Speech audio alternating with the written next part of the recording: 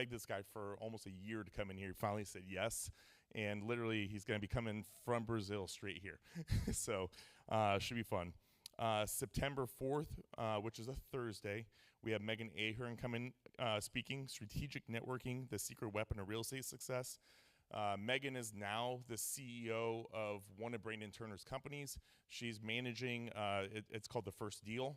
So it's pretty awesome. October 9th, also a Thursday, David Pickron from Investor to Effortless Landlord. Find the right tenant, automate your management. And December 2nd, Jordan Downey, navigating the new tax laws, insights, and strategies with Jordan. The tax one we usually do in December, but he said that there's some potential huge changes in tax laws that might be happening. If that is the case, we might be moving that to January just to see, waiting for those new rules to come out. But as of right now, that is going to be in December. But a couple things I want to get out of the way first. First off, I'm going to invite Alan Nelson here in a minute. He is our drink sponsor tonight. After the event is over, that's when we like to have a lot of fun. We do the drinks over in the bar. It's attached in the building. We have a tab set up. It's going to cover your first draw. If everybody in the room got it, we wouldn't have enough in that tab, just so you know. But there's about a $200, $250 tab that's all set up under Al Nelson, and he's going to take care of the drinks, meet, mingle, and network. The best networking always happens after the event. Trust me, it's when we trade deals. And then, but Al, will you come up and tell us a little bit about Trustworthy Title and yourself? Oh, he's got theme music. Alan Nelson, the first person to ever have walk-up music. Thanks,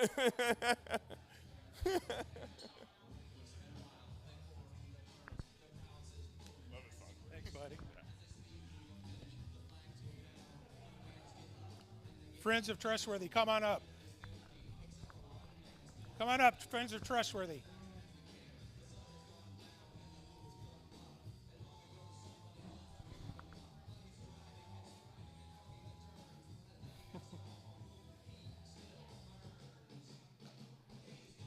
Canceled my other event, made sure I got here. Good evening, Omaha REIA. It's great to be here with a room full of people who understand what it takes to build something real. Whether that's a portfolio, a business, or a strong network in this industry. Real estate isn't just about numbers or a spreadsheet. It's about relationships, trust, and making sure every deal is rock solid. That's exactly why I built Trustworthy Title with my wife. I've seen firsthand how a bad title experience can derail a deal, and I knew Omaha realtors and investors deserved better. So I put together a business that understands what's at stake. Your investments, your reputation, and your ability to scale with confidence. Whether it's single family, multifamily, commercial, mobile home parks, wholesale assignments, double closings, or refinances. But don't just take my word for it. Look around me. These are some of the people that have trusted us and worked with us and know Trustworthy Title stands behind every transaction like it's our own. Whether it's clearing up a title issue, ensuring a smooth closing, or simply answering your call when you need us, Trustworthy Title delivers. In this business, you need partners you can rely on. You need a title company that makes deals easier, not harder. These are the people working with Trustworthy Title. Why aren't you?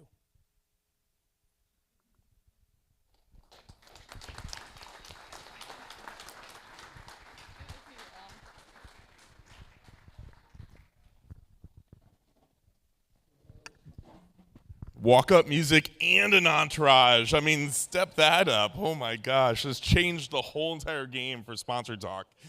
He's like, these are all the people I use. Check me out. I love it. Usually it's like, can I get a raise of hands of who have used my service?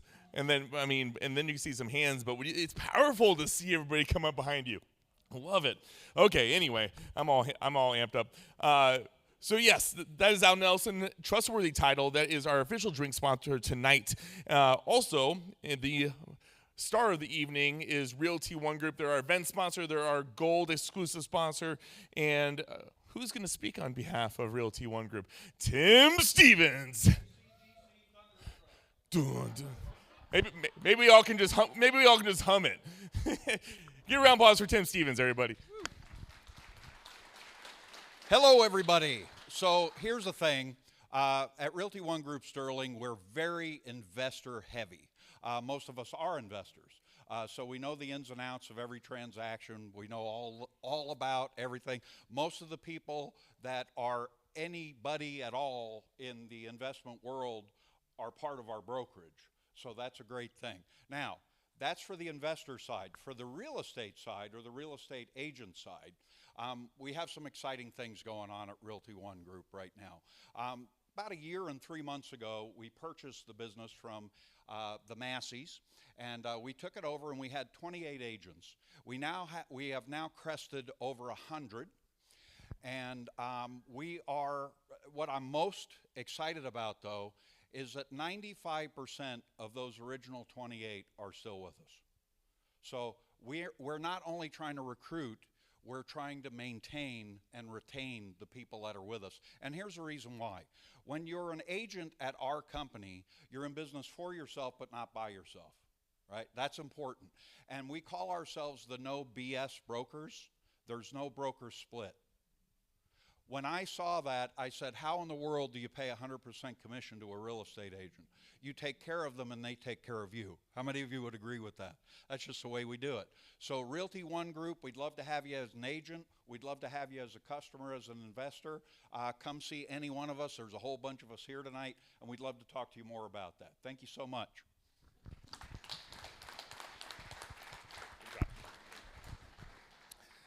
Okay. Well, without any further ado, I think we need to get into the main show tonight. I know you guys aren't in here to see me. You're in here to see Wyatt. That's why all the people show up.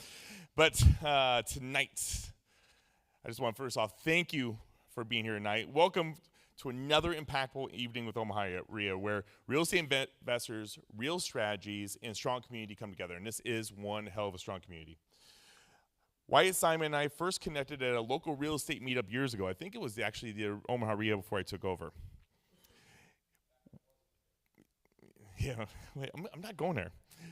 What we didn't realize until later that we both had shared experiences working at Thrasher Basement Systems, and through not at the same time, because I'm just a little bit older than Wyatt.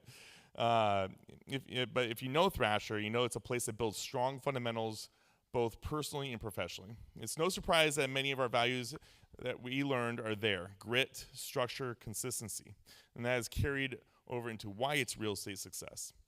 Wyatt came to Nebraska by the way of college basketball. That competitive mindset paired with a love for learning and unwavering work ethic has fueled his journey ever since. Starting with a $200,000 line of credit, he built a real estate portfolio now worth over $20 million. Generating more than $200,000 a month in rental income.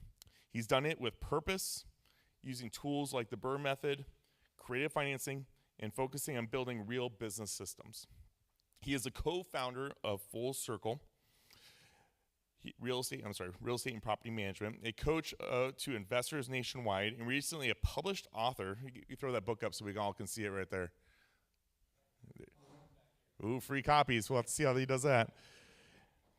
And you may have heard that he's been on the REIA Radio podcast, sharing deep insights into how he built not just his wealth, but freedom, and many, many other podcasts. But that was the most important one, I thought. And something that's just core to everything that Wyatt does. Most importantly, Wyatt leads with faith, family values, and stays committed to helping others succeed. So whether you're here to take your first step or your next big leap, you're in the right room tonight. Please welcome Wyatt Simon.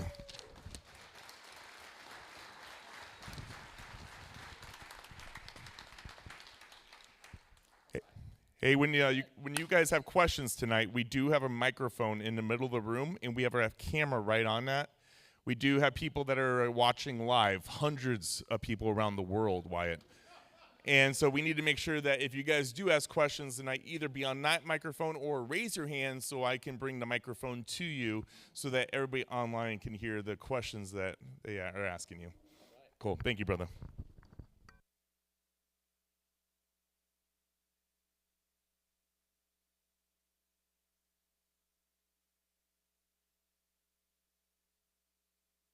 I'll turn it on and off again. Boom. There we go. If you have crackle or anything comes up, this is Yeah. maintenance right here. All right. Thank you. Well, thank you, guys. I appreciate you all for coming out tonight. I know it is your evening, so I don't take that lightly. I was up at 5 a.m. feeding baby, and then at 5:30 I started working on this presentation. I got done at 3:30, so hopefully it doesn't suck.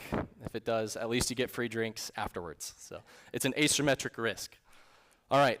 So tonight I'm going to teach you I'm going to talk about just how to win at real estate in this current real estate market, and go through my journey of how I went from 0 to 200,000 a month in rental income. But first, I'm going to come clean with you guys. Don't you hate when people use big numbers, but you're like, how much do they actually own of that? Like, what if I owned 1% of 200,000 and you're wasting your time listening to this guy talk? So these are actuals of our property management company and my portfolio within the last year. And truth be told, I don't own all of it. I grew in my 20s. I used partnerships. I used leverage. And so I own 39.43% of that. So that equates to $81,000 in gross rental income per month. So now I have come clean, and you know my actual numbers. Okay. So overview, here's what we're going to talk about. We're going to go through my journey as a real estate investor, and I'm going to take you through everything I've learned from real estate to now really majority moving into business and how to optimize your finances so that you guys can live a life more free.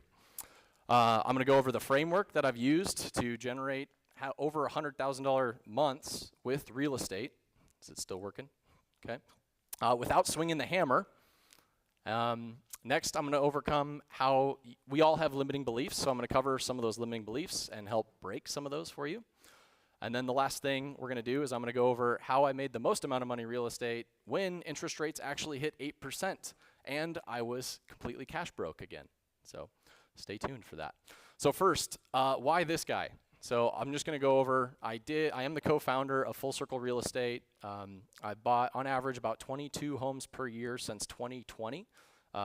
This year we'll probably do 50 or so. I also am co-owner of Full Circle Financing, so we do hard money loans for investors. Next, I am now the co-founder of Velocity Title and Escrow. So if you're looking for an investor title company, investor-friendly title company, we don't have a walkout song, but you know, that was pretty cool, Al. I will give you that, man. And then I founded Full Circle Property Management, so I'm the founder. I'm a vertically integrated rental portfolio, so I am 100% owner of that company that manages my entire portfolio with my employees, and that is with my team, and that is an old picture, but that's okay. I also wrote a book, so I had a majority of people asking me, like, dude, how are you buying all these houses? How are you buying all these real estate? Like, we're all in the same room. What's happening? It's like, well, I didn't have time to get coffee with everyone. I'm sorry if I haven't gotten coffee with you. So I wrote a book for your first 100 units, your real estate investor's playbook to scaling a rental portfolio, and I brought 10 and 15 copies, so they're up for grabs in the back, totally free to you guys. And you can pick them up on Amazon if you don't get it there. All right, and then the last thing I did is I founded the 7-Figure Mastermind, which is a mastermind created to help local investors and business owners better their financial blueprint, break limiting beliefs, and just have more freedom.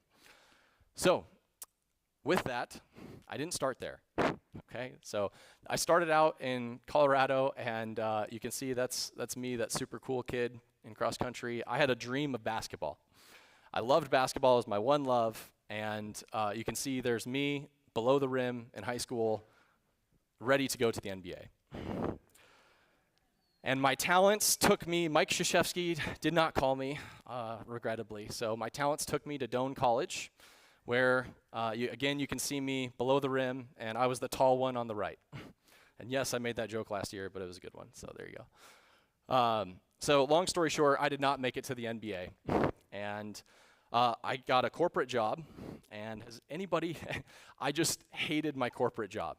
I worked at Sandhills Publishing for a while, and I'll never forget, I was sitting at my desk, and my job was to talk on the phone to farmers, to sell them ads, okay?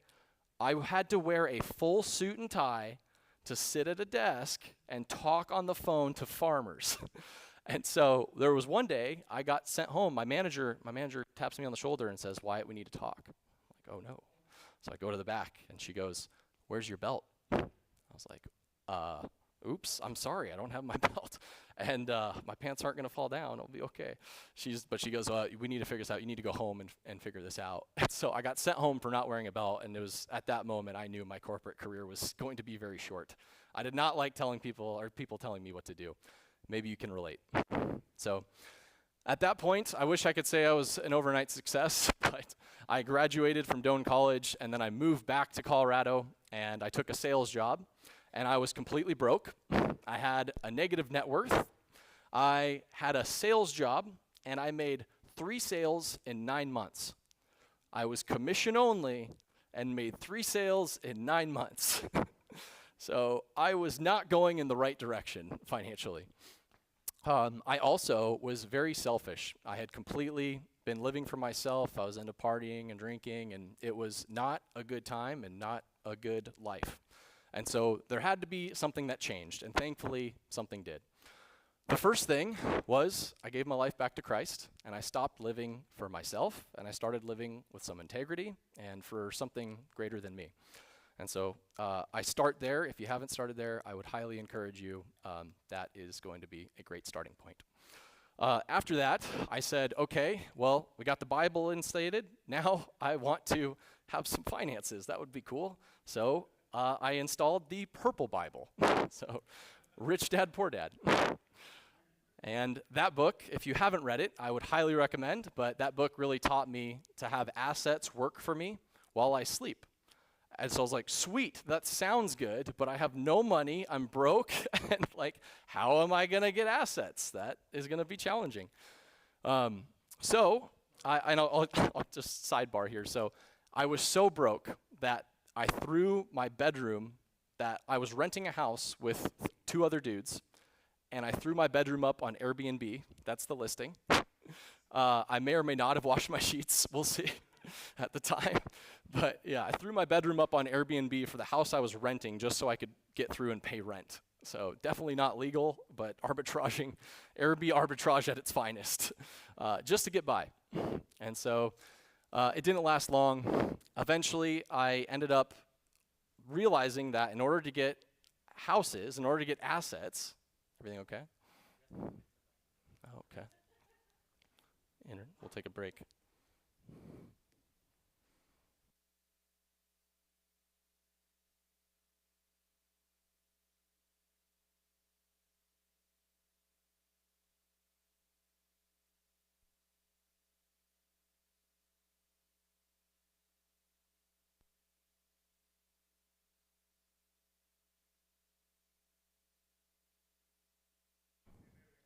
Perfect. Check, check. All right. Yeah, we got 1 up here. We got 1 over there. 2 up here. You're in the splash zone. So, all right, my man. Okay, so remember, I was broke, and I was still broke, but I went to a bank, and I was like, okay, I want to buy assets. This is my plan. Buy assets, have them work for me while I sleep. The bank was like, cool, you are not going to get a loan ever because you don't have any income and you have no net worth.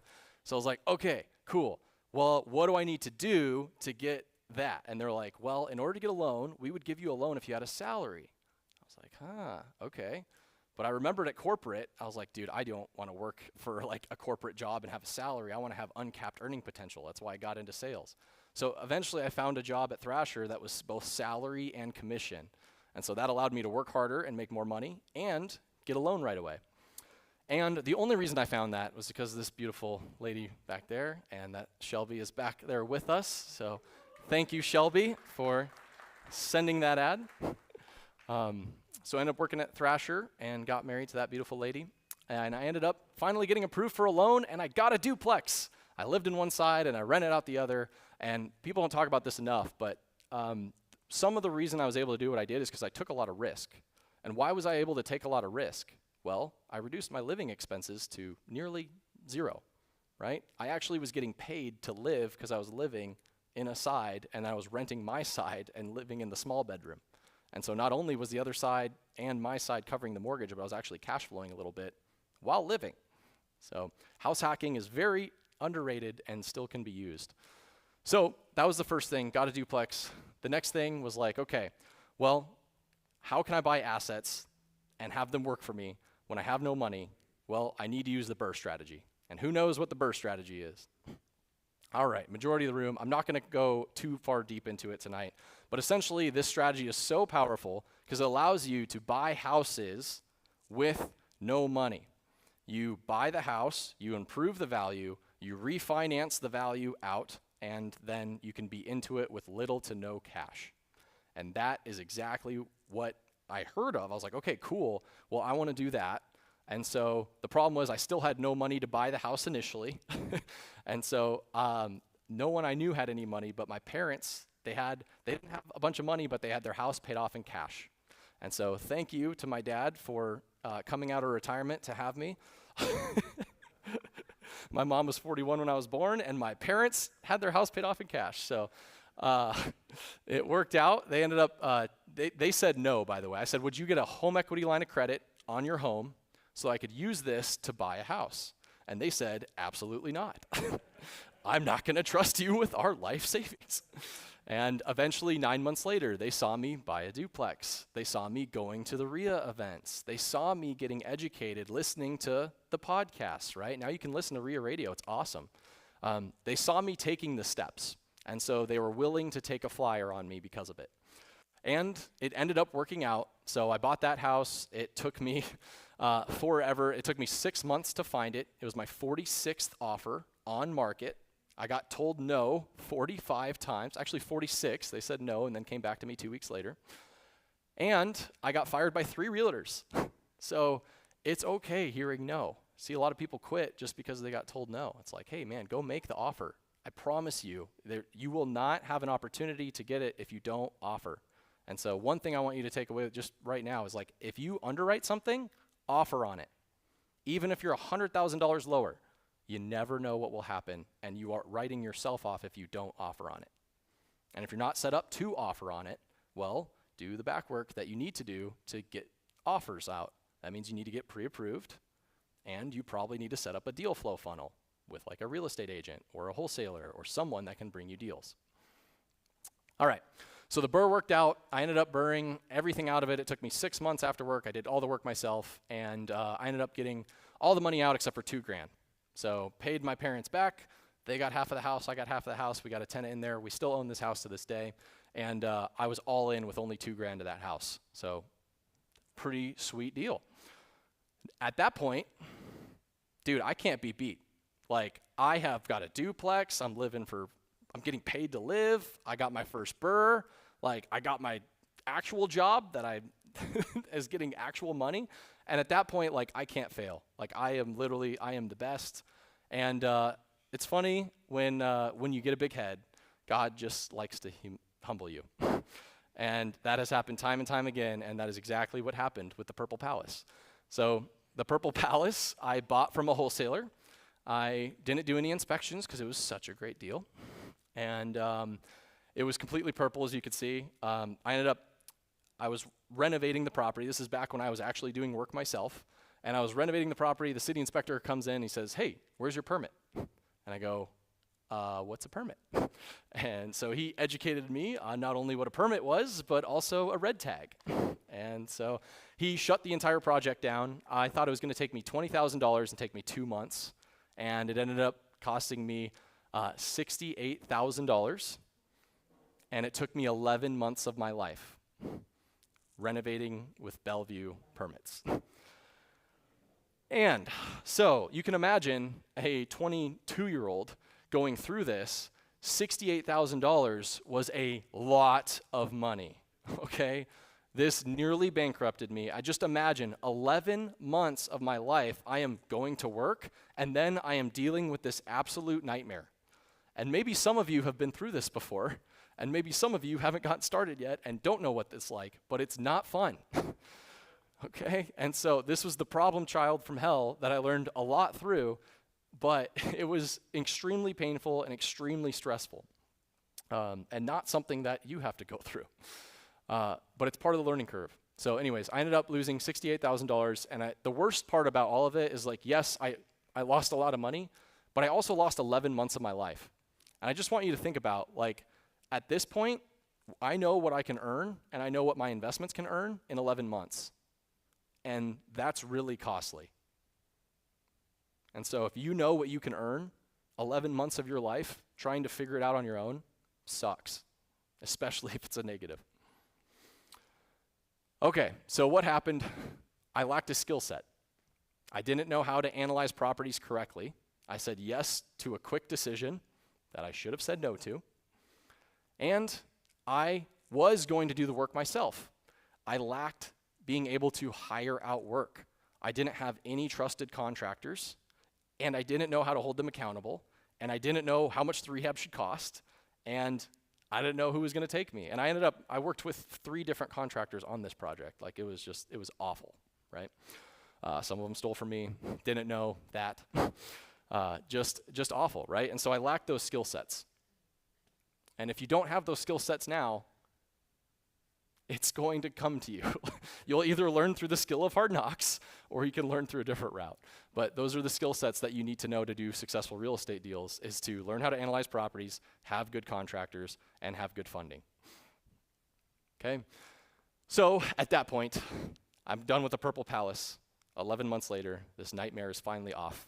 You can imagine there's thoughts going through my head like, I'm never going to touch real estate again, right? How easy would it have been for me to just say I'm done? So I had 2 options. It was either quit, or second option was get help. And so I chose the latter. It was at that point where I remembered in basketball, I was like, okay, well, all the great athletes have coaches. Like, other people know how to do this stuff. Why don't I just pay someone to tell me to do it the right way the first time? What would that look like? So that's what I did. It's a good-looking coach right there. I got help. So I hired my first coach. And I remember thinking, like, man, I don't know. It's a lot of money. And, like, what if he doesn't do what he says he's going to do?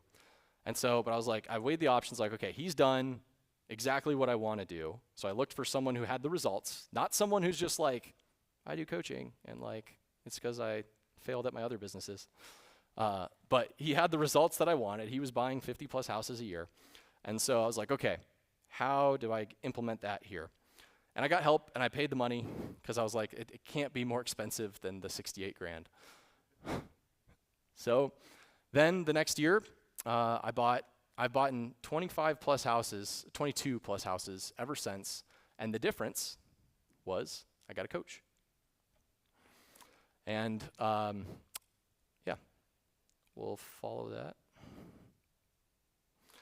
So after buying a bunch of houses and setting up systems and going through the processes and really replicating systems from my coach, then in 2021, I was like, well, this multifamily thing is pretty cool. So, like, if everyone's buying single family, well, now everyone's buying multifamily. I want to be a part of that.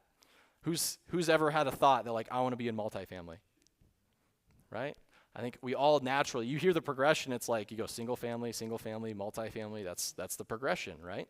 So I was like, okay, like, that seems natural to me. I'll do that. And so the first thing I said was, okay, how can I, if I'm making $68,000 mistakes on single family, imagine what it's going to be on multifamily, right? Add a 0. And so I knew I couldn't afford that. And what I thought is, okay, how can I learn this with as fast as possible with the least amount of risk? And so I got help again. I joined a mastermind, I got a coach, and they taught me what to do and what not to do. Every single time I had a deal come across my desk, it was me looking at it and underwriting it, and then it was me sending it to my coach for him to make sure that it's good before I put an offer on, to save me from doing the bad deals, right? And so having a coach in your corner can be your backstop. That can stop you from doing the bad deal, having the $680,000 mistake. And it worked. So I bought multifamily. My first complex was a 23-unit deal in the bottom left. I bought that 9-unit and a few more. So bought a $3.5 million home complex in Lincoln, 2 12 units that Neil's a part of. Shout out Neil. Just so you guys know, Neil with the shirt is the best shirt you're gonna see. He is an amazing lender, by the way. So if you are looking for loans, talk to Neil. He is absolutely the best. He's doing my house right now. So bought a bunch of multifamilies, and then I had another problem. So after I got through all the multifamilies, I had a problem, which was, okay, this was a good deal on paper. My coach said this is a good deal, right? Like, I got 4% interest rate. Like, there's so much meat on the bone for the value to be added. But the property manager sucked. So, like, the plan that everyone had isn't being implemented. Has anyone been there? Yeah. The key to real estate, guys, is you have property managers and you have contractors that actually implement the thing that you say. And if they suck, then you suck. So I had a problem. And so I fired one. And after I fired one, I hired the next one. I was like, okay, this is what to do. You know, I interviewed 3 of them. They're like, okay, they all talk the talk. And then I got the next one in. And then the next one comes on. And then like 3 months later, I'm like, why do we still suck? Like, why are we not doing the plan? And they're like, oh, well, you know, the blah, blah, blah, blah, blah, blah that property managers say, and then it never happens. So I was like, okay, I'm just going to do this. And so one of the hardest decisions of my life, but I had raised investor capital. I had deals that should be good, and they weren't being operated well. And so I said, okay, I can either like bow out or I can just jump in with both hands. And at the time, I had 76 units. I did one of the hardest things I've ever done in my life, and I started a property management company. Full Circle Property Management. Fun stuff. And that's where it ended up. So what started was the next and hardest time of my life. I was not equipped to be a business owner. And what I mean by that was, again, I lacked skill sets. And so starting a property management company, I was on call 24/7. I was completely filled with anxiety because I could never check out from work. And I had absolutely no systems in place. I was just doing the things, right? I knew how to do the work. And then I would try to hire somebody, and I would try to teach them to do the work, but then they would leave, or they would be the wrong person, or they would steal from me. And then I'd be back to square one. And then I'd have to go post the ad. And then I'd have to go hire them again. And then I'd have to go train them again. And then they would leave. And then I'm back to square one. And it was just this cycle of terrible. Maybe if you're a business owner, you can relate. And if you're not, you will find out one day. So I passed out 4 times from stress in 2022. Yeah. So finally, this is the 4th time. I said, okay, something's got to change. So I had a coach for real estate. It never dawned to me that I could hire someone to help me build systems within a business. So finally, at the hospital, my wife was like, dude, you gotta, like, the doctor and my wife was like, you gotta change. And I'm hard-headed, so the 4th time it got through. And that was when I did hire a coach for that. But first, I'm gonna go through the E-Myth. And so who's read the E-Myth?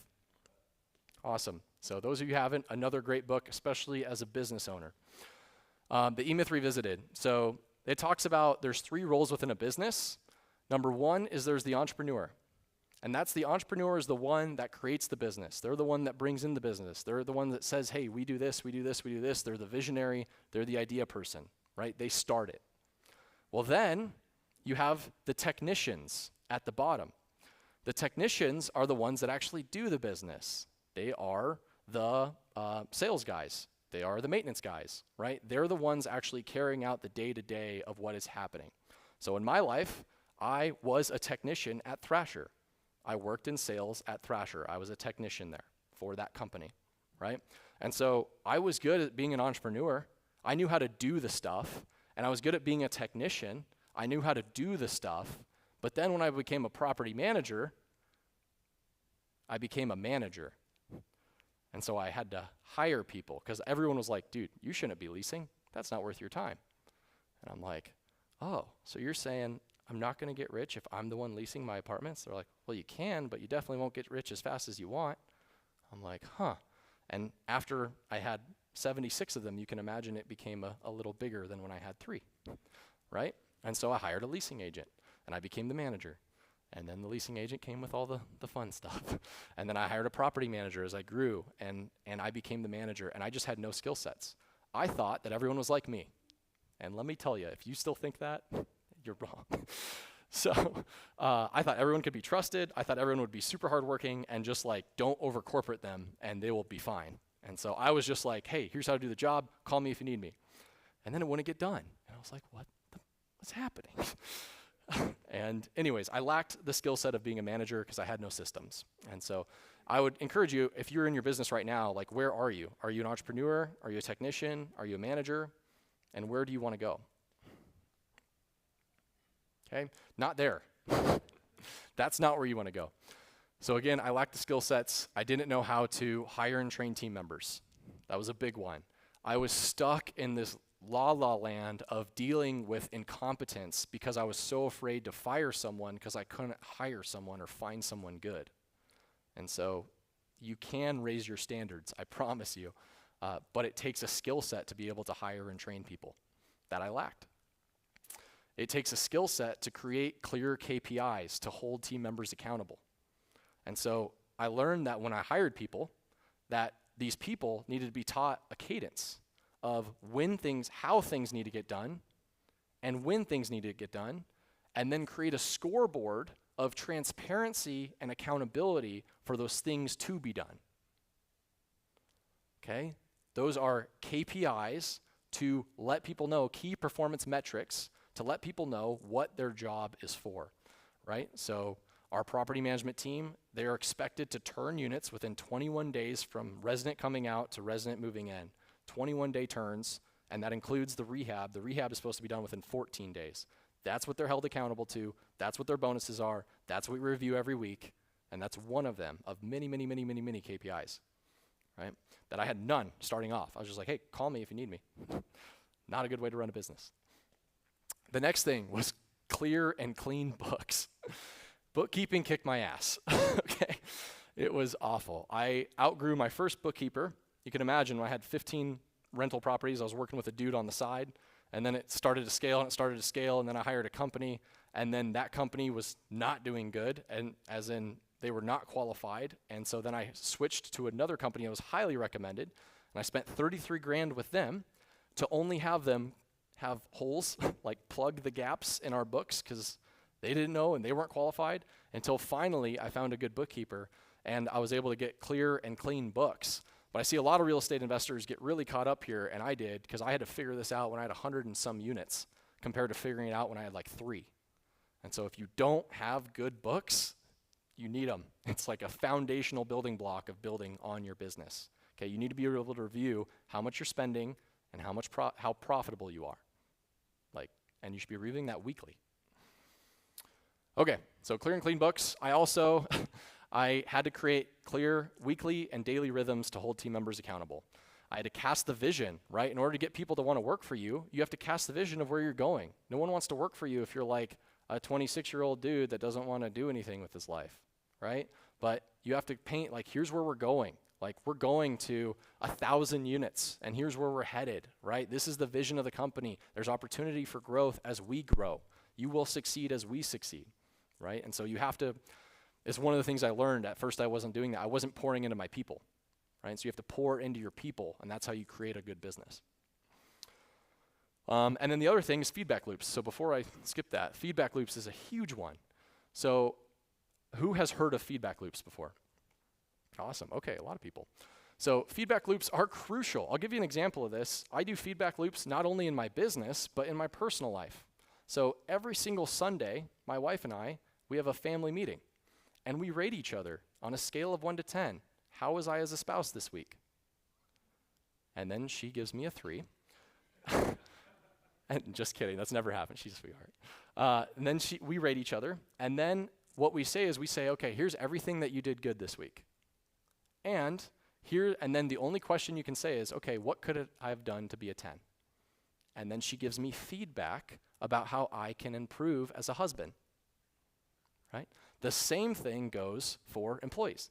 And by the way, she gets 10s every week, so you don't need to ask her. Yeah. But the same thing goes as employees, right? And you need to create a constant feedback loop where on a weekly cadence, they're getting feedback, or a daily cadence if you're training them. It takes a lot of feedback to get things up and running. And then the last thing is creating raving customers. So this is a big one I learned. I had bought the multifamily deals. I had implemented the structure with the property management, and we were turning units, and we were actually we were hitting all of our KPIs to get people in units, heads in beds, right? Like no vacancy. If we just have no vacancy, then like there's no way we're not profitable, right? Wrong. So we were heads in beds, but the problem was our product that we were producing was not high quality. We were taking shortcuts on renovations to get heads in beds, and then those tenants were A, not super happy, and then B, do you think they renewed or they left at the end of the year? Left. And what is the most expensive thing you can have as a real estate investor? Turnover. Turnover. Turnover. I call it turn burn. So you budget this for CapEx, for turns, and you actually end up having this because everyone's leaving. We had to create feedback loop for our customers. Why are we leaving? What do we need to do to keep you? You are a great applicant. You have an 800 credit score. Why? Like, what is happening? Right? And so we created feedback loops for the customers, and we understood that people were leaving because of product. We switched the product, and at this point, we went from 30% retention to now we're at 62%. So we've over doubled our retention in the last year just by fixing the product. Less turn burn. Okay, so that was me in the hospital, not having fun. Again, I had two options, quit or get help. I got help. I hired a coach for business systems. And it operated as a system. And finally, I was able to be free. Or so I thought. So now here I am. I've got the portfolio. I've got the business running the portfolio. At this point, I had shut down my home buying company. I had just went all into multifamily, and I had the property management company. Well, the problem was cash was getting tight. So property management, if you don't know, isn't very profitable if you're vertically integrated and trying to juice cash flow for your entities. And if you didn't live, and we all lived through 2023 and 2024, right? And really 2023, when interest rates started ticking up, right? I had one last problem. Interest rates started going up. Insurance started going up. Taxes started going up. Labor started going up. Utilities started going up. And capital calls started happening. And that is the ugly, ugly word that you never want to hear. But I had capital calls, and I had many capital calls. In fact, I was telling this to Tanner and Nicole back there, but the largest line item on my personal expense sheet was capital calls last year. So it was a very tough time. Not last year. Last year. Yeah, so last year, it was a tough time. All of these things happened. And my cash was going to zero. And so I'll never forget, being very transparent with you guys, I'll never forget, it was January of 2024. I'm sitting in the living room with my wife, and I'm in tears. And I'm just like, I'm supposed to be this real estate guy that like has $89,000 in cash flow, but all of that cash flow is literally paying off debts and operating costs. And my equity is like this, but my cash is going here. And I literally felt like such a failure. I wanted to hide. I just thought life wasn't worth living sometimes. And it was a terrible place to be. But things changed. And so the biggest thing that changed for me was I remembered I had a home buying company. And so just to be very transparent, I haven't bought a multifamily deal in a couple years because I just don't see any good ones that pencil anymore. And so multifamily had just kind of gone down the road. I had some experiences with multifamily where I was going to get into it, and then I saw what some of the guys did at the top, and they just, it was either I compromise on my morals and play the game, or I figure out what to do that doesn't compromise on my morals. And I chose the latter. And so the problem was I still had no cash. So I was like, okay, I got to figure something out. And I remembered I had a home buying company that I had shut down because multifamily was the thing. And I threw some money back. I threw $16,000 that I didn't have. I borrowed it from my equity in my properties and threw it into marketing. And that money came back and I made $32,000. And I threw the $32,000 into it. And that money came back and I made $70,000. And I threw the $70,000 into it. And that money came back. And I restarted my home buying company. And that solved that problem. So what happened is I started what's called I call it a cash machine. And so I'm going to go in depth in this, but really if you're feeling cash getting tight, your way out is likely not rentals. If you're feeling cash getting tight, your way out is likely not rentals. It is building a cash machine. What is a cash machine? A cash machine is a business that functions with or without you, that kicks off cash.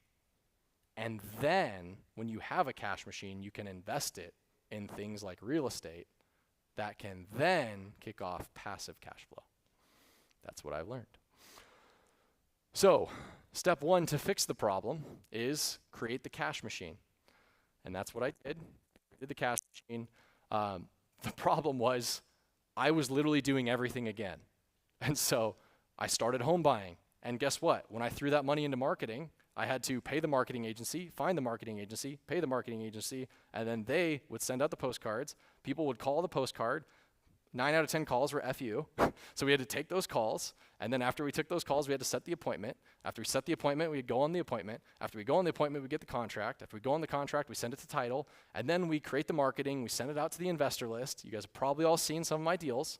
We send it out to the investor list. Then we have to schedule all the showings, work with the hundreds of people that want to see the showing. And then after the showing, we take all the offers. And then after the offer, we finally get it under contract. And then we send it to the title company. And then there's usually some crap that happens with the deal because it's never always smooth. But eventually it gets to close. And so you can see, I created a cash machine, but I created a job for myself again. The only difference was I was working for myself. So I did all the things, or my partner did. And I gave myself another job. And here is where I see a lot of solo guys fail to find freedom. Because maybe you're sitting here and you're like, okay, that sounds a lot like me right now, where I know how to do the thing, but I do all of the thing. I don't have anybody else doing the thing. So that is where I see a lot of real estate agents that you guys are doing all the things. You guys are taking all the calls. You guys are showing all the buyers. You guys are doing all the paperwork. You don't have to. I'm an agent. I don't do that. Maybe I'm a bad agent. Here you go. I see a lot of contractors that think that contractors get into real estate and they're like, okay, well, I'm going to do all the work myself. It's like, well, now you just bought yourself another job, so you don't have to. If you buy a deal right, you don't have to do the work. You don't have to swing the hammer, ever. All you have to do is buy a good enough deal. And trust me, they're out there. And when you do, you're providing a job for other people to make income that need it. I see a lot of loan officers that don't have back-end processes built. And so you could hire a VA, and they could do 90% of your work. And then I see a lot of high-paid W-2 employees that are like, okay, I'm good. I'm going to stay in my job. I've got a good thing going. I've got a family. But I want to do this investing thing. And so I see a lot of W-2 employees that are like, hey, I'm doing the thing on the side. It's my side hustle. Well, the question I ask to you is like, why not make your side hustle a main hustle? Why not keep your W-2 job if you need it and build a whole business that operates without you? That's your side hustle. And then you can leave your job when you want. So I wasn't going back to that. And I felt like I was going back to that because I couldn't step out from work. And so number one is I had to create the cash machine. Number two is you have to systemize it. And this is the key, building systems. So I focused on the tasks that I enjoyed doing, and I hired out all of the things that I didn't enjoy. Who's ever done a time matrix sheet on their own time, a time audit? Got like 3 people in here, 4 people. It starts there, 5. It starts there. You have to know 2 things. When you're doing a time audit, you need to actually audit and take an account for every 15 minutes of your next week. Take into account every 15-minute time interval. And you're just going to write down, what did I do? You're going to write down a dollar sign next to it, as in, did it produce $1, $2, $3, or $4 worth of income for me? And did I enjoy it or did I not? Right? And so if you enjoyed it, write the check. If you didn't, don't do it. So that time matrix I have done multiple times. I do about monthly. And I just continually refine the tasks that I'm doing. Because we're all doing tasks. This comes down to like changing litter, mowing the grass, like doing the wash, right? Like if you focus on tasks that are making you a lot of money, you actually can provide an opportunity for someone else who needs the job to be doing those tasks. So that's what I did, but I did it within the system. And so within the system was the business. So the first thing that we did was we hired a VA, and I posted the ad, we did the interview, hired the VA. So now the VA takes all of the calls. And guess what? He does it way better than we did it. He does, on average, 400 to 540 calls per week between inbound and outbound. And how do we know that? Because we track it with KPIs on a weekly cadence, right? So we hired the cold caller, and now we got rid of taking all the appointments. He also works and follows through all my leads. So every time I went on the appointment, I was like, well, follow-up sucks. Cool, don't like follow-up? Systemize it out, right? So all the follow-up, we actually signed 2 deals within the last 2 weeks from our follow-up. Follow-up's how you get deals. So systemize all of that out, and he qualifies all the leads. The next thing that we hired out was like, okay, and this is when I really hit like, man, this is it. This is when I knew it worked, is when I had replicated it multiple times. We hired my 3rd VA at the time. This appointment setter was actually my 2nd VA. I had hired a VA for my property management company, and then this was our 2nd. The 3rd was all of my dispo. And so I was actually speaking to a gentleman tonight. He's like, dude, I've been messaging with you on Facebook. And it's like, I hate to break it to you guys, it's not me on Facebook. It's my VA that runs my stuff. It's me if we're talking personal, but if you're talking a deal, it's not me. So my VA handles all of the messaging and the showing and the creating and the offers and the gathering and all of it. And all of the putting things on the MLS and the transaction and the documents, all of it. And how did that happen? Well, I had to train them with systems. So if you're sitting in here, if you have a task that you don't want to do, you don't have to do it. You just have to go bring money in the door and keep doing the thing that brings money in the door. And then you can hire out everything else. And the result? That's me and my wife and our baby boy, Wesley. And I can honestly say I have never been more at peace and happy with where I'm at in life. Being a father has been amazing, and being able to be there for the entire birth and afterwards, and just being able to take time off of work to be present, being able to work when I want during the day and work when I don't want, and take vacation anytime. It's all because of systems. And it's possible for you. And then having some nights on the deck. That was our first night on the deck. So Neil is there. All right, so lessons learned. Throughout this journey, what did I learn? Come on. So the first thing I learned is that markets change, right? Single family was good, multifamily was good, multifamily wasn't good. But skill sets will last forever. And so if you have skill sets that are built with you, no matter what happens with the market, you can take that and innovate with the market. The next thing that I learned was creating and implementing systems. It is the single most powerful skill set in business, in my opinion. is being able to build something that functions without you being a part of it, because everyone refers to the SOPs and the KPIs. And if you lack the skill set, then you can quit. You can learn through trial and error, like I did with the Purple Palace, or you can pay for a coach, and they can build it for you. Some other things that I learned is to stay humble and to be a student for the rest of my life. So there are multiple times in my journey where I got humbled. I touched on one of them, right? And it continues to happen every single day, right? So I'm going to sit here before you. I don't know everything, and I will never claim to.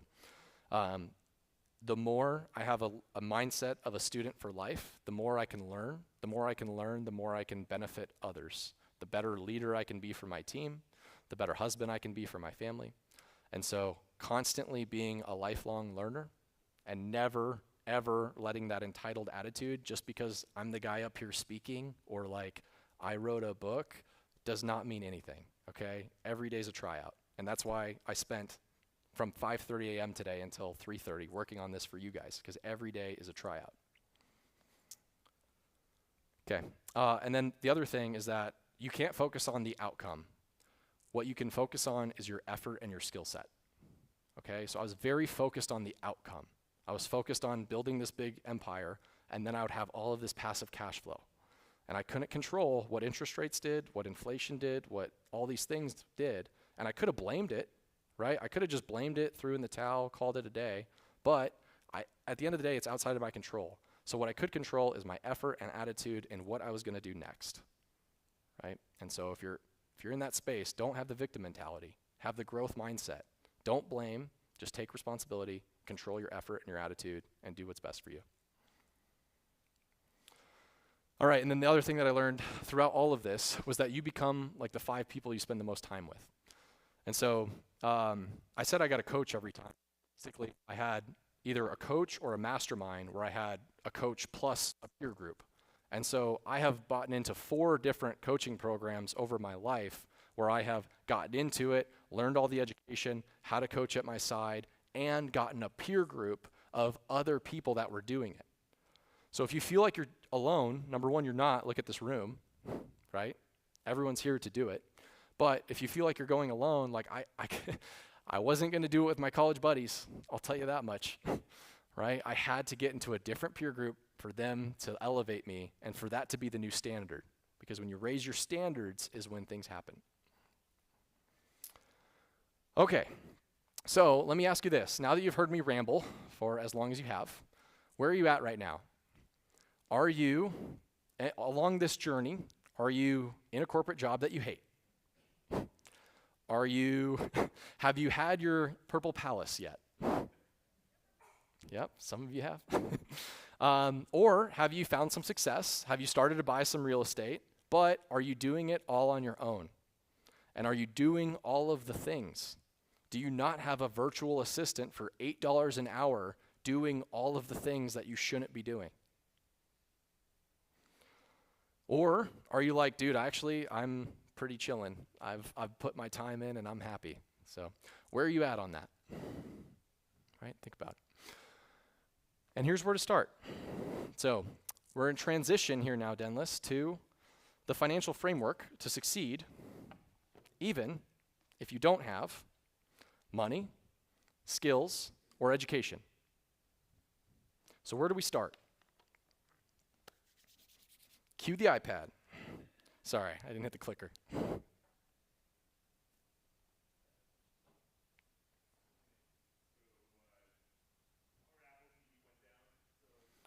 Bum, bum, bum. No cueing the iPad. Okay. Well, TBD. How should we do this? I think we might be able to figure this out. Can I screen share my iPad to my laptop and we just do it that way? Do I have to be connected to Wi-Fi for that? Yeah, I think I can do it. Hang on. Everything worked beforehand. It did work. We were prepared. I came prepared for you guys, but don't control the outcome, only the effort and attitude. Do you need the internet? We'll see. I don't think so. Okay. Bum, bum, bum. There we go. All right, troubleshooting on the fly. All right, so after going through this and teaching other mastermind members on how to do this, I came up with what's called the infinite wealth loop. And so I had to think about a framework that I can really direct and go over, okay, where you're at right now, what are the skill sets and what are the things that we need to implement, and where are people at? Well, if we draw it all out, we are all on what's called the infinite wealth loop. And so on the infinite wealth loop, we have two things. We have our cash machine, and we have our investments. And for our cash machine, a lot of people, we start with a job. And some of us graduate into a business. And then that spits off cash. And that cash comes around and around, and some of that cash goes down to us. Woohoo. And then, but that cash minuses our living expenses, right? And if we have enough left over, then it comes back up and we can put it into our investments. And our investments can be real estate. It could be stocks. Could be crypto if you're crazy. And then that cash will come down. And here's the big kicker that people don't talk about, is that cash comes down and it builds equity and wealth. And it also, we optimize for taxes, so tax savings. So if you're paying taxes and you're a real estate investor, you're doing it wrong. Just let you know that right now. Okay, so we optimize for tax savings, and then what happens is we can have some excess cash flow that comes to us through our investments, or we then kick it back up and we start a business, and that funnels into building our business, which then builds a larger cash machine, and it cycles again and again and again. And this is the infinite wealth loop that we are on. So, have you ever wondered why some people have a whole lot more wealth than other people? Well, it's because they're playing a different game. So they're on the same loop. However, on this loop, there are 4 different levers that you can pull. And so some people are pulling levers, and some people aren't. And that is why some people are rich and some people are not. So, what are the levers?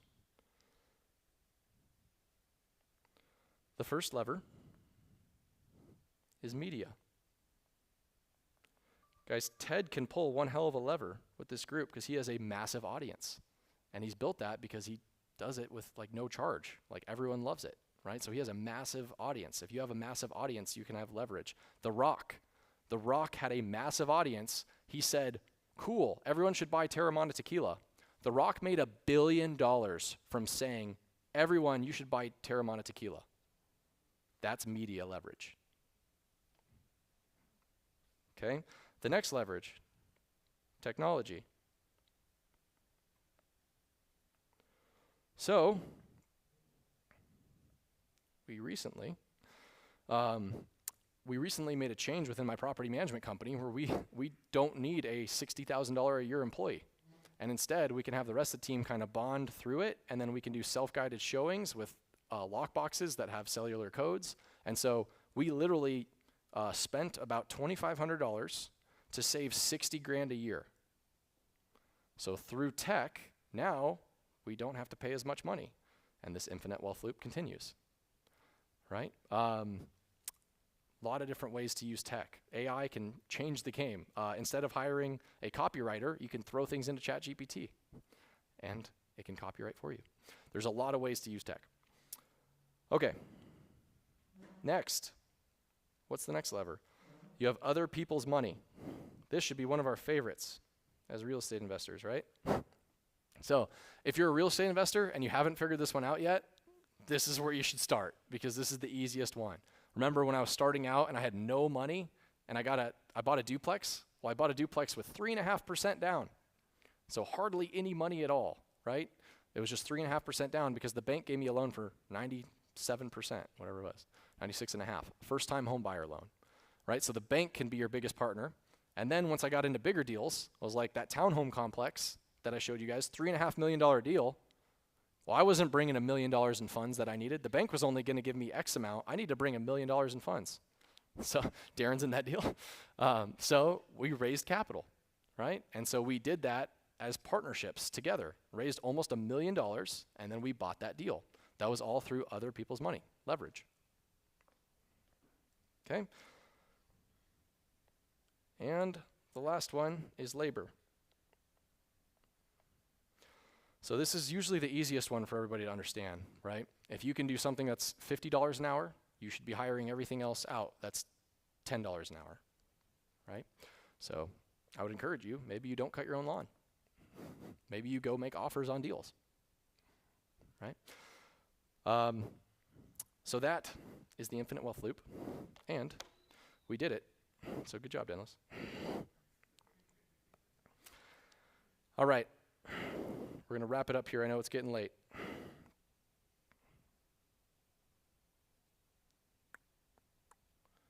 Cue the iPad slideshow. All right, so now that you know the infinite wealth loop, real estate can be your cash machine, and it can be your business, or it can be your investments. You're like, what the heck? How is that possible? Well, I have a home buying company. I have not bought a single piece of real estate as an investment yet this year. These are just assets. If you're flipping houses, that is a cash machine. So if you're flipping houses, if you're wholesaling, if you're wholetailing, if you're just buying to then retrade, that is a cash machine. And so a lot of people can start there. Start with flipping houses to generate cash for you. After you have a cash machine, then you have your investments. So you take your cash and you invest it. Then, or you can have both. So take your pick. And you may be thinking at this point, okay, Wyatt, well, that worked for you, but it's not going to work for me because you're so smart or you had so much money. Well, those are lies, just so you know. You can ask my wife. I am not very smart. So let me tell you a secret. I got a 19 on my ACT. So I am not very smart. I will tell you that. That is that guy. I didn't realize, another embarrassing story. So I just had dinner with my parents like last week, and I didn't realize I wasn't going pro until sophomore year of college at Doane College. Okay? So if it gives you an idea, I was not the brightest tool in the shed. And then obviously I lost $68,000 in 11 months of my life on my first deal. So I am no genius. Ask my wife. I just got around others that told me what to do and told me what not to do. So instead of me having to do, there's a million ways you can do something. Instead of me going to 999,000, I just was able to do like coach told me that, I did that. And so speed took over and then exponentiated over the years. So proximity is power through having a coach and having people here. And no matter where you're at, you need proximity to get to the next level. So maybe you're still in corporate and hating it, and you're like, dude, I know that I'm not going to be doing this the rest of my life. Well, cool. Get in proximity with people that are. Maybe you've had your Purple Palace, and you know you need to get in proximity with people that are. Maybe you have some success, but you're doing everything, and you know you don't want to be doing everything the rest of your life because you want to be able to be there when your son is born. And maybe you don't want to be in the hospital. So, mastermind and coaching, that is what was the blueprint for me. And so I will say this is my disclaimer. We see the world as we are, not as it is, right? So maybe I'm just delirious, and maybe there are different ways to do it, but I know that this worked for me. So the right proximity will skyrocket your journey and years of your life, and I've seen it time and time happen again, and not just in my own life, but also in others. So I've seen it happen with Andrew, who's here now.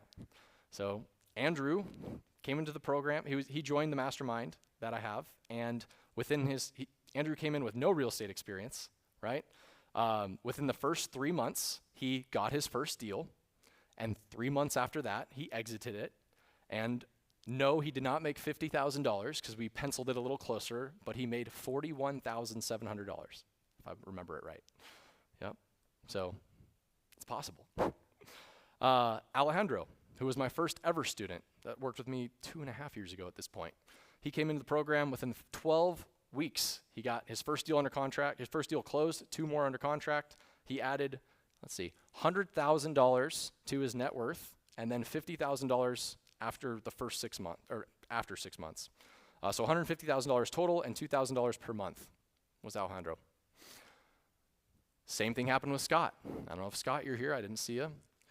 Scott came into the mastermind, and he had, this was his second or third deal, but I showcased this one. He did exactly what I taught, which is how to find deals, how to finance deals, and then his second or third deal within the first 7 months was a $90,000 equity gain. He BRRRR'd it out, had no money in. And this was last year when BRRRRing was not as easy, right? And then Travis, if you're like, okay, maybe you're just a business owner and you're like, man, this real estate thing's cool, I'm gonna get there one day. Well, Travis came into the program as a business owner, knowing that he wants to buy real estate eventually.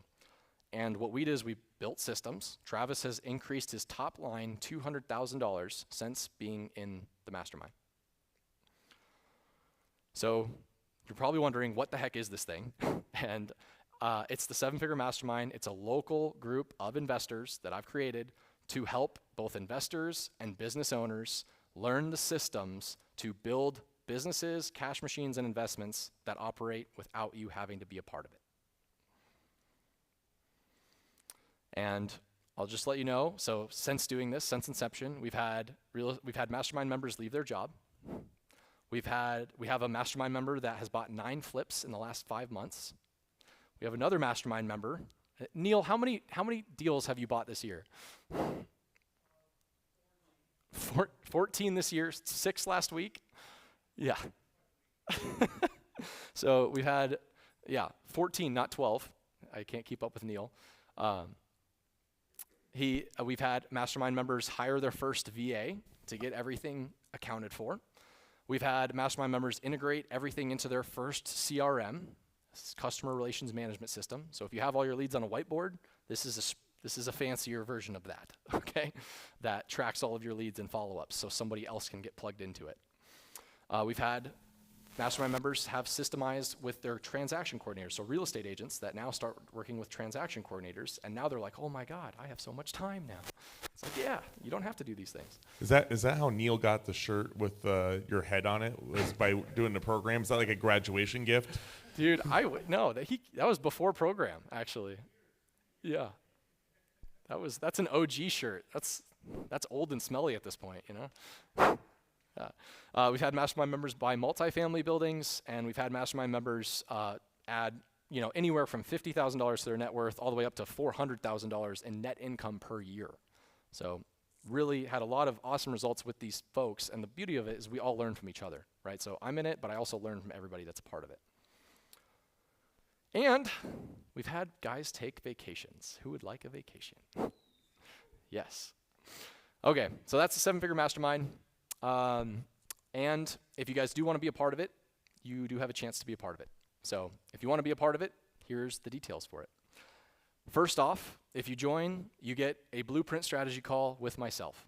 So we will unpack, there's some homework you have to do, but I will literally unpack, we will look at your finances, we will look at your vision, and I will choose the right strategy to build your next 90 days. So you have complete clarity so you know what to do when. It starts with clarity. Okay, the next thing is you get the education on how to buy real estate. And so I wrote the book, but I also have a ton of educational videos of me teaching you all the different strategies on how to buy, how to analyze deals, how to find deals, how to finance deals, all of these things on how to buy real estate. After you buy it, well, how to manage it, right? So the next thing is you get all the education for how to manage it, how to buy it. And at that point, now you know what to do. Well, at that point, you should be successful. But in order to make this better, and I've made this better and better and better throughout the years as I've been doing it, the next thing is I offer implementation help. And so every single week, Fridays at noon, I go live for our mastermind, and I teach foundational CEO concepts like you've seen on the Infinite Wealth Loop. So just so you know, last time we did a master class on other people's money last Friday. So that was part 1 of 2 on how to use other people's money, and I just did a deep dive on that subject. And so we deep dive tech, we deep dive leverage, we deep dive how to hire VAs, like all of these things. I go live every single week to teach them how. And it's all recorded too, by the way. So you get that if you join. And then at that point, now you have the education, you have the direction of the blueprint, and you have the weekly support. There's really no reason why you won't be successful at that point because you have all the resources. But there's one more thing that I add to it.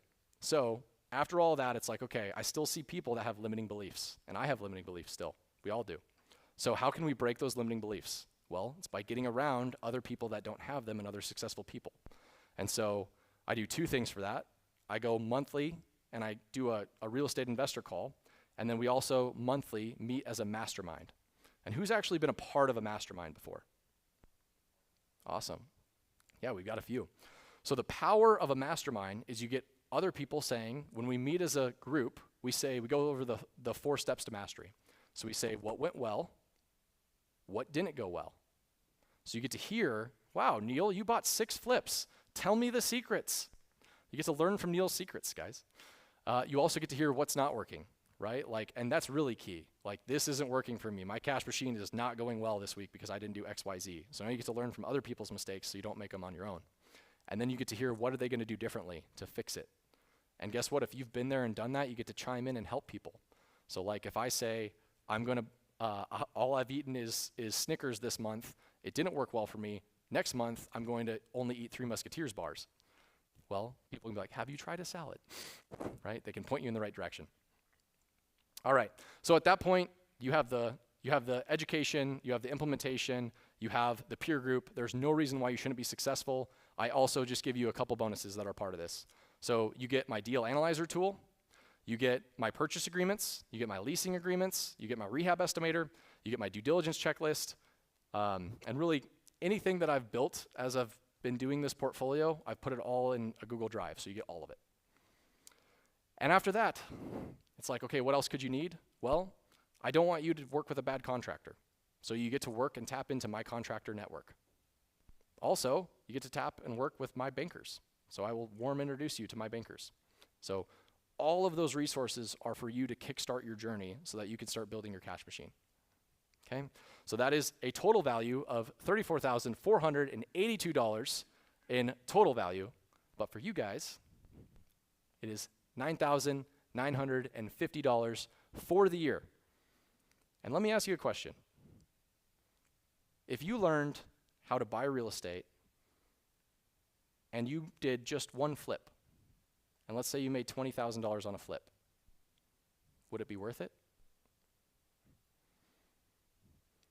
And if along the way you actually got a peer group of other people locally that were all doing this, and you got to learn from each other, make new friends, break limiting beliefs, well then, would it be worth it? And if along the way you were able to build a business that you don't have to work within for the rest of your life, and you actually get time with your family and to go on vacations, well then, would it be worth it?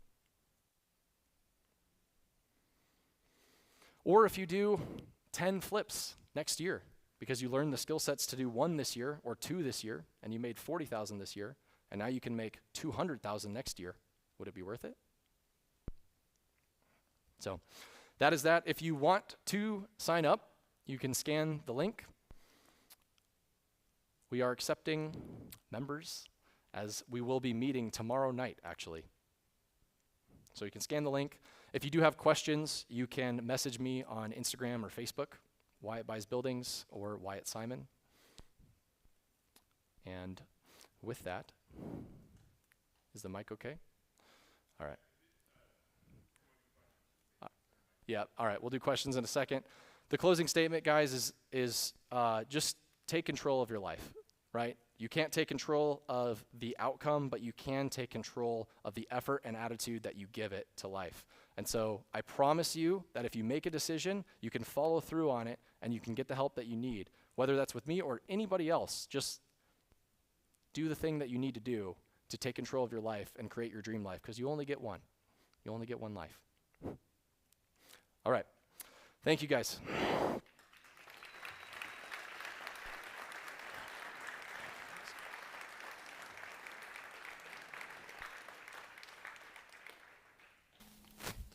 Awesome, awesome.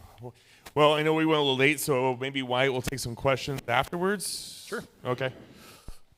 Are you going to hang out for a little bit? Yeah. Okay. Good, thanks, man. Appreciate it. Thanks. Okay, a couple things I do want to announce. Wyatt, how are you doing the book giveaway later? Mad rush to the back table. So Mad rush to the back table. Yeah. Cool. And then in the corner there, so JM's flight got delayed, and so we normally would do a book giveaway, and I don't have anything to do that, so we're going to postpone that till next month on those, especially since Wyatt's giving away so many books this evening. And autographed copies, Wyatt, is that right? Okay, a couple things I do want to bring up. On the table right here, we are holding a all-day multifamily playbook. We're calling it the Small Multifamily Playbook, Find, Fund, and Scale. The reason that we're doing this is my 2-year goal is to be able to rent the CHI Center and do a 2-day convention.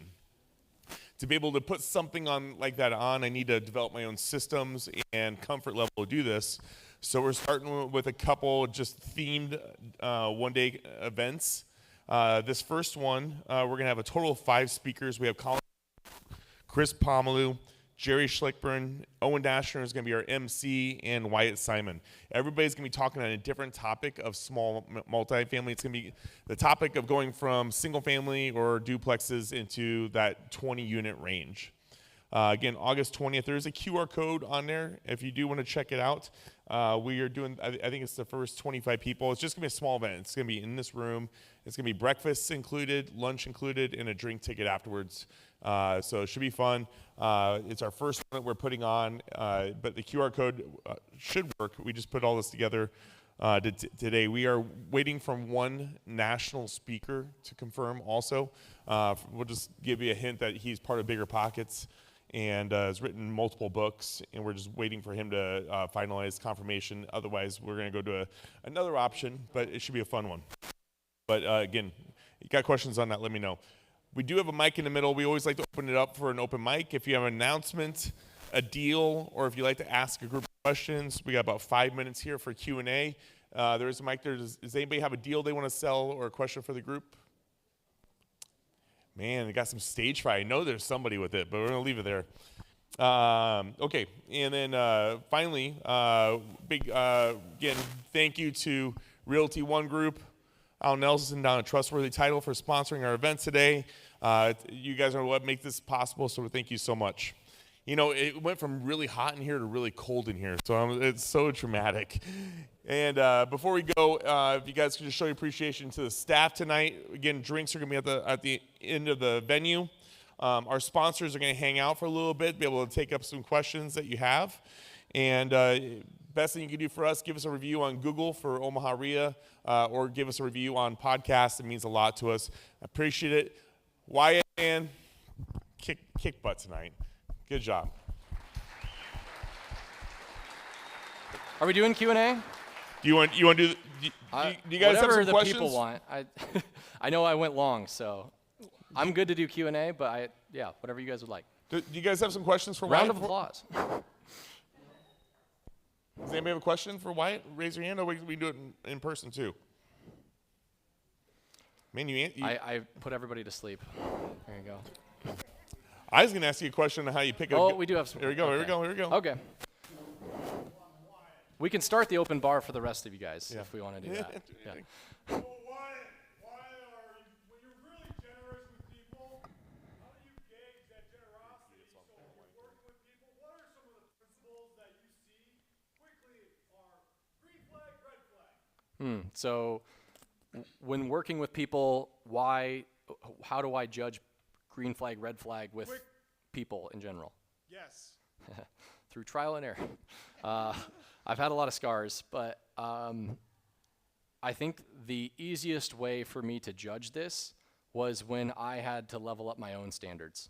So when I started my companies, I had very low standards for myself. And so the higher my standard went, the easier it was for me to recognize people that had the standard I used to have. So I would start with developing yourself, like, what are your non-negotiables? What are the things that you will do no matter what, right? And start with that. And if you see people compromising on your non-negotiables, well, that's the red flag.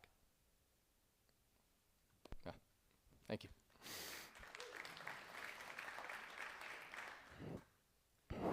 Wyatt, you mentioned your partner. What makes a good partner? Ted, can I cut you off? Because I have to go back, so I'm going to ask my question before you. Because I'm operating in the back. So I thought you were just adjusting the mic. No, I need to ask the question. Wyatt, do you have a payment plan for your stuff? I do, yeah. So if you scan the link, you can either do a one-time payment or you can do monthly payments. The monthly payment option is a little bit more expensive, but we have seen some folks will do the monthly payment, and then within the first 2 months, they'll flip their first property. They'll make $20,000, $30,000, $41,000, and then they can just pay the rest, so it's not too expensive over time. So, yeah, we have both options. Thanks. What?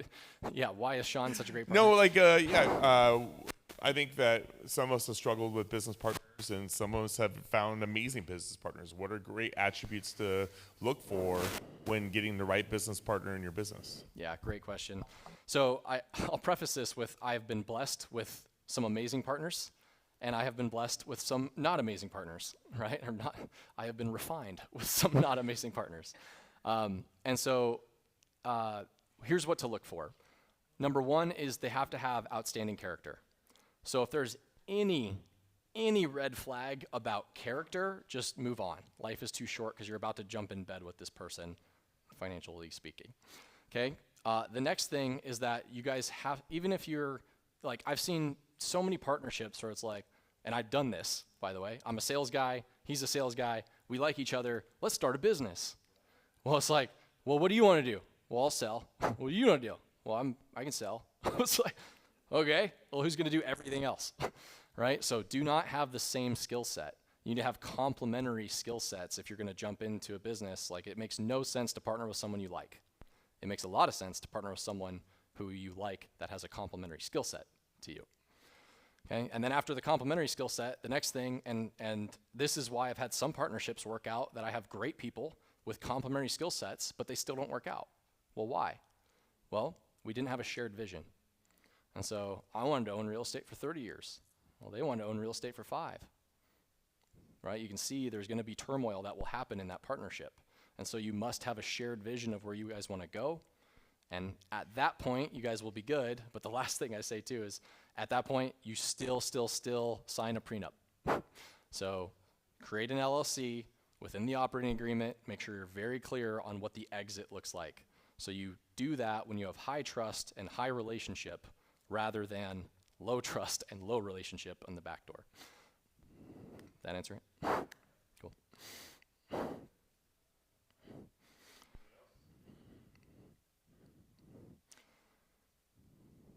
Going once, going twice.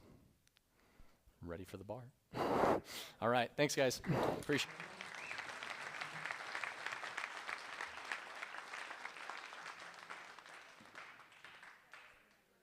Guys, appreciate you guys. Check out the sponsors. The event is right down the hallway. We hope to see you guys there. Thank you. We hope to see you next week or next month, just so you know that it will be on the first Thursday with Byron.